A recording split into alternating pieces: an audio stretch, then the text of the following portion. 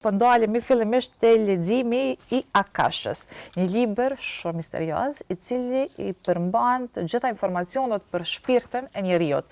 Drejtë me të thënë, në Kosovë nuk ka shumë informacione dhe dieni rreth këtij libri. Kështu që na trego fillimisht se çfarë është ky libër dhe çfarë përmban më saktësisht. Atëherë, Akasha është vendi, themun, kur çdo gjë përmblidhet nga ana kozmike universale. Çdo informacion që ne flasim, që ne mendojmë, që ne veprojmë, që bëjmë, është e shkruar në një libër që secili person ka librin e vet me emër dhe mbiemër të lindjes. Interesant. Jo që kena marrë martesë, por kur kemi lindë, domethënë, me atë emër mbiemër, aty ekziston secili, domethënë, në atë libër dhe ai libër të tregon të vërtetën. Domethënë, them, nuk ka mundësi të gënjej libri I Akashës. Prej atij libri ke mundësi të shikosh kur një person ka bërë mirë ose nuk ka bërë mirë. Pra, aty gjithë në dhembrat tonë? Të gjithë emrat. Kur të shikosh librin e një Nën Terezës, për shembull, sepse unë e du shumë Nën Terezën, dhe jam e lidhur nga ana shpirtërore, ajo për shembull ka një libër që është shumë I veçantë, dhe dallohet ai libër është I shkruar në ar.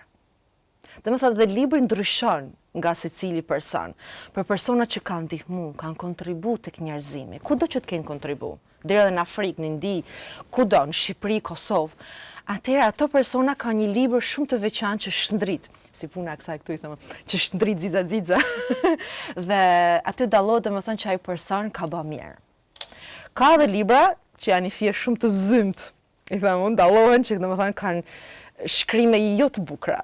Për shembull, personat I them që kanë ashtu janë I fije kornaca, domethënë që janë të nuk japin, nuk dhurojnë, e majnë vesh për veti, dojnë vetëm u pasunu, ose personat që janë të egër, janë të këqij, bërtasin, grinden, edhe I shikon aty në libër, dallon domethënë që energjia e egërsisë është ekstreme dhe shikohet, domethënë është gjëra në temat kryesore që mban një person në librin e jetës.